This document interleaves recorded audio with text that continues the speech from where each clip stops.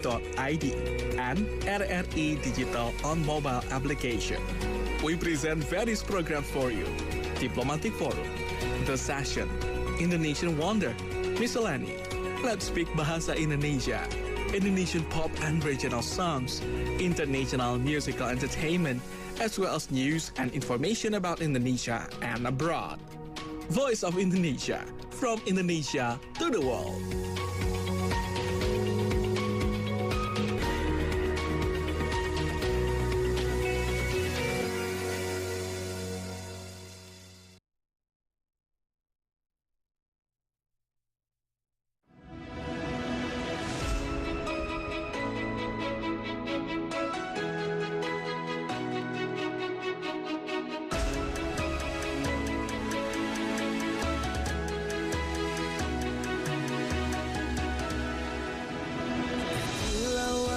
Samudra terbentang khatulistiwa, di situ ku ada bersamamu saudara.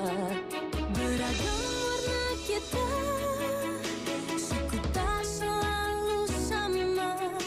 Kau aku Indonesia yang disatukan karena cinta. Karena kita Indonesia, jangan pernah terpecah belah. Walau kita berbeda, walau kita tak sama, tetaplah satu kita, kita Indonesia sesungguhnya.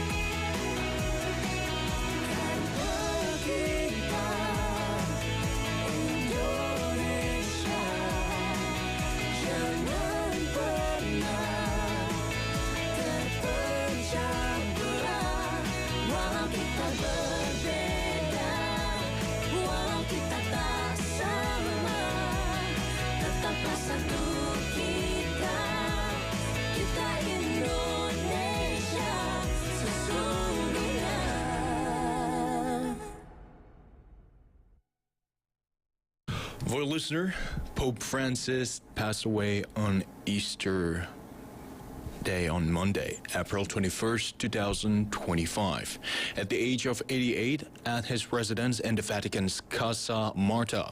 Therefore, the Vatican held a conclave to choose the next pope. And I'm Ray, and we'll talk more about this with the Deputy Secretary of the Indonesian Cathedral Archdiocese, Bapak Thomas Ulun Ismoyo in Voitalk. How are you today, sir? Well, thank you. Okay, so without any further ado, I would like to ask you something for all of our listeners who are currently don't know a bit about Conclave. Can you tell us a little bit about the Conclave and what is the process of itself? Well, the next conclave will commence on the 7th of May. There are 135 cardinals were eligible to be elected or elect the new pope. And they will start the day at 10 in the morning by saying a mass together among the College of Cardinals. We call it the 40th Mass, to start the conclave. So in the afternoon, they will start the procession to the Sistine Chapel. And at the time being, I've been informed that among 200 something cardinal, 135 are eligible, but only 133 will join the conclave because of the health reason for the other two. So among the 133 cardinals, they will enter the Sistine Chapel with prayer, and they will to them to be they will the master of ceremony will read to them the regulations of conclave, to take solemn oath about the secrecy of the conclave, and also they also profess the vow mutus praetinum, means that if they are elected to be the next pope, they will maintain the essence of or the value of becoming a pope, which is the pastor for everyone in the world. So if we look at the timeline, the conclave in the Sistine Chapel will start at 4:30 p.m. Rome time. It means in the afternoon there will be one ballot at that afternoon, and the new pope will be elected if 2/3 of majority choose the same person to become the next pope. So there will be a prayer, there will be a liturgical celebrations among the cardinals. There will be a liturgical or prayer ceremony rites from one prayer to another. There will be no campaign and so on and so forth, and that would exactly happen during the conclave. At the time being, the church is on the period of mourning days. We call it Novemdiales, and the cardinals also gather every day to pray for the soul of Pope Francis.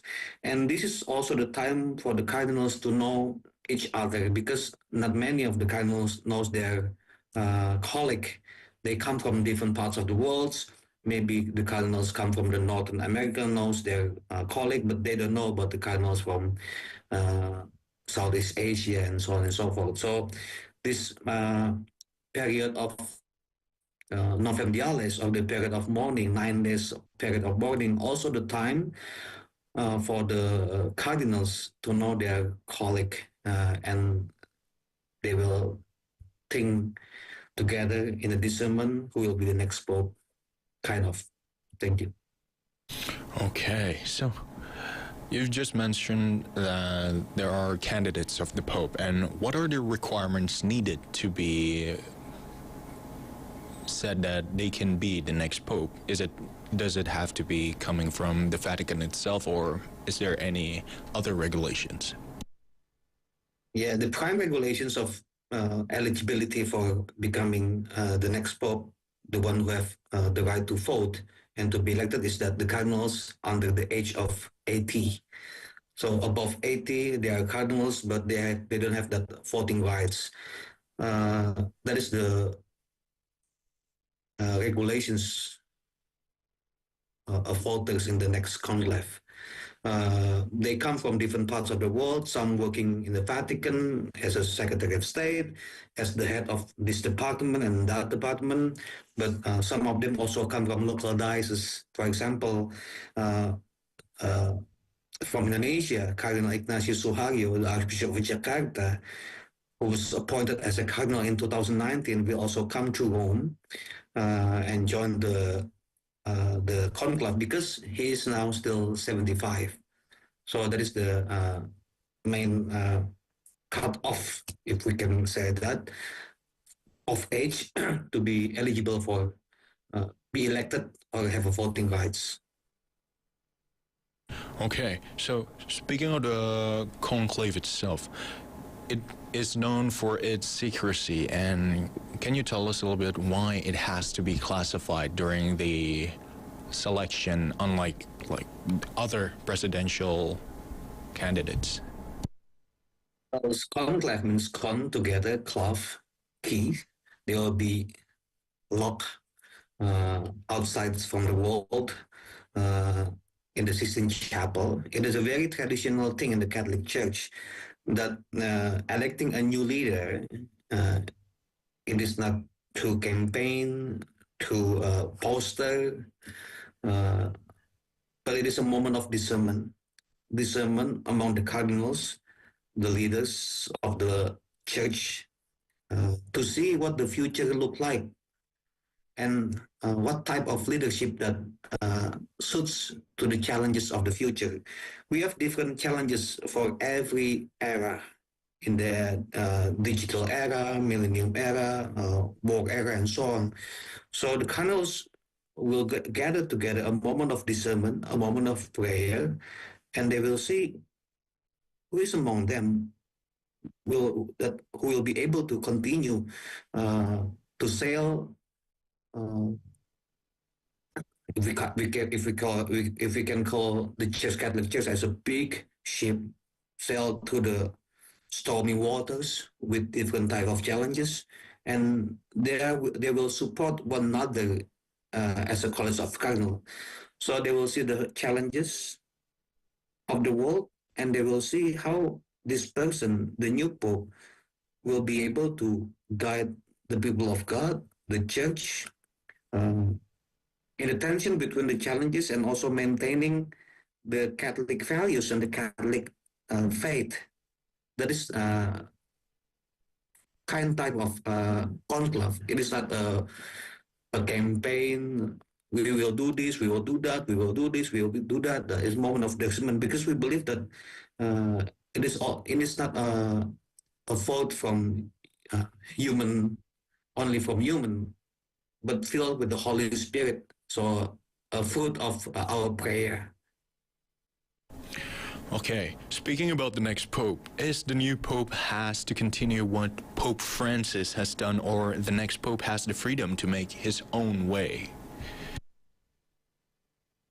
If it is according to me, personally, I would like to say that Pope Francis has a very strong legacy and he is very known among the people inside the Catholic Church and also in the religious communities. He is well known among the political leaders. He is known among the religious leaders. So I hope that the new Pope will have the same heart as Pope Francis had, closeness, warmness, and his preferential for the poor, his simplicity, his Humbleness. priority. Because Pope Francis is a man of simplicity, a man of peace, a man of solidarity, a man of fraternity. I do believe that the next Pope will continue the values that Pope Francis had shown during his pontificate. But I do believe that the next Pope will have his own way because time or era is changing and how to deal with the changing era is also the main issue of the Catholic Church, to maintain tradition, but simultaneously also to speak our faith in different language, in different way, in different situation, so that it can touch the heart of the people. Okay, so what is the most important issue in this world that is expected to be addressed more by the next pope, maybe from your opinion? From my personal opinion, I believe there are still some same current issue that we face, global issue. For example, people are no longer talking about global warming, but global boiling these days. How we need to respect our Mother Earth. That is the current, not the current, that is the past issue and current issue. In the past, maybe 20 or 20 years, and now we still talk about that. So I do believe that it is still a challenge for each one of us in the collaboration between the religious leaders and the political leaders to join hand in hand to make a better world, in terms specifically respect to the Mother Earth. Secondly, about peace. We still have some war these days in Ukraine, in the Middle East, in some part of Africa.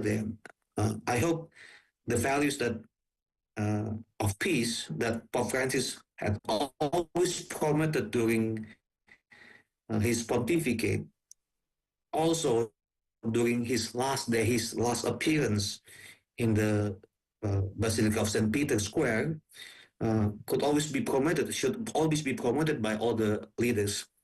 And the third is about the inequality. I don't want to speak about poverty, because poverty, I choose a different term, that is inequality. In some parts of the world, people are very rich, even in Indonesia. Few percent people are very rich, but there are many people who are poor. The gap between the rich and the poor should be minimized. So we talk about how we promote solidarity, how our faith, the basic of our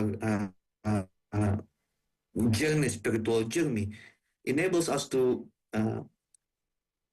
make a better brotherhood and sisterhood. And by doing so, we can promote solidarity to reduce the inequality and to help the poor to reach a better condition. So first is about environment. Second is about peace. Third is about social justice. Those talking, I believe, hopefully it become the major issue that all the leaders, regardless of their background, ethnicity, nationality, should put on the table as our communal vision. Okay, that is really interesting. And during this current changing situation of the world, what can you expect of the challenges that the next Pope will face during this situation right now that is happening around the world? Could you paraphrase, please? Sorry. Oh, sorry. The next Pope challenges in leading this current world in this current condition right now. Is there any challenges that is to be expected during the new Pope era? Probably, in my opinion, personal opinion, is about economic war. Maybe people in the past still, now there's a physical war, but economic war.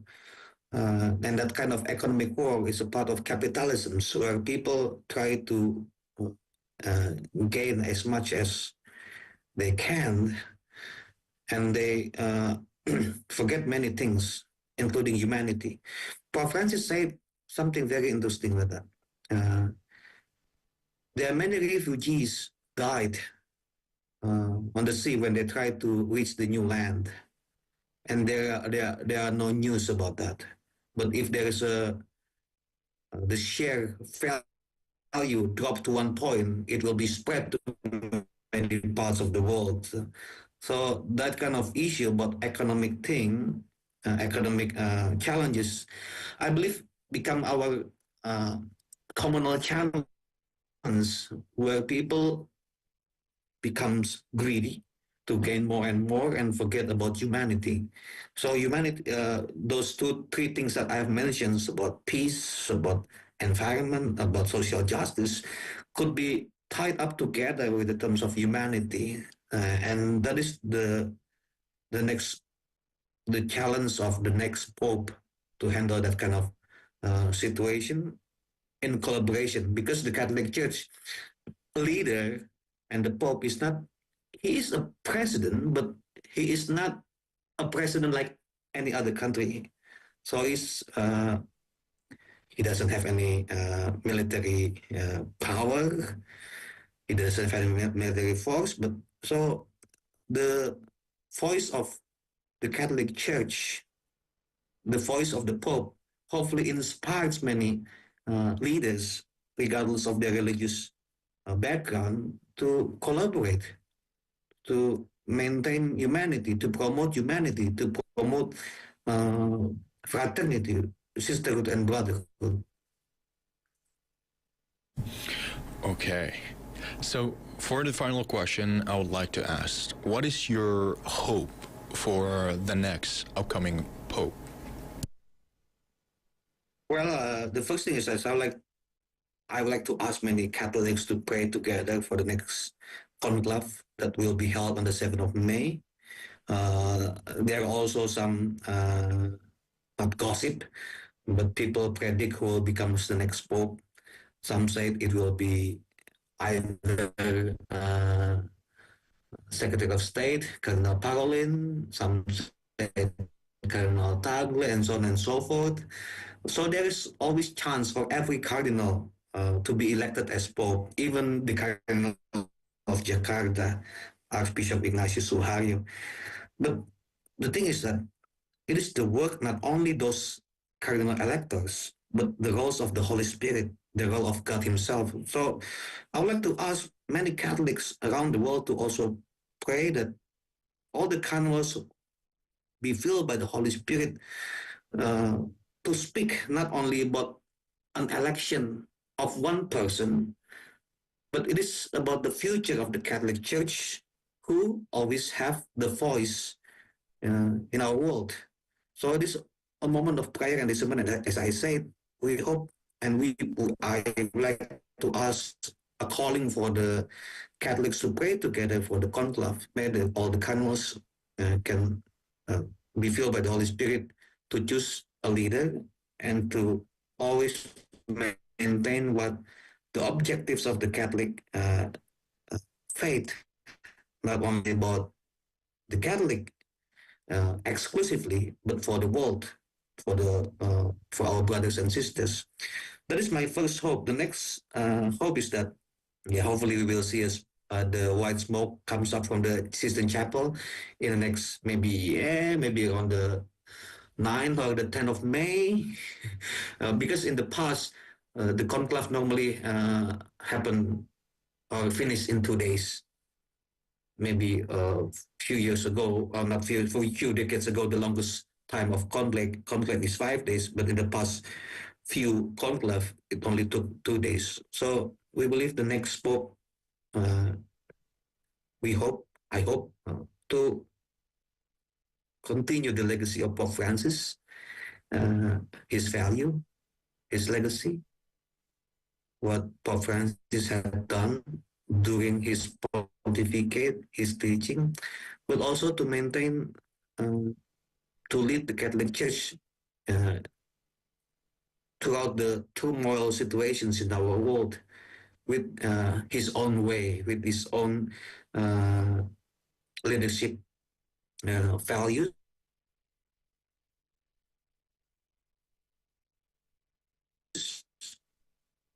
and can sisterhood with many leaders, so it can have impact to the world. Okay, thank you so much, Bapak Thomas Ulun, for your time to explain to us about the conclave, and of course hopes the best for the next pope, and of course all the Christians in this world. And listener and viewers, that was our special interview with the Deputy Secretary of the Indonesian Cathedral, Archdiocese Bapak Thomas Ulun Ismoyo. And thank you so much for accompanying me. And if you want to stay tuned and watch all of our amazing interviews, you can check out our YouTube channel in a Voitalk, only on Voice of Indonesia.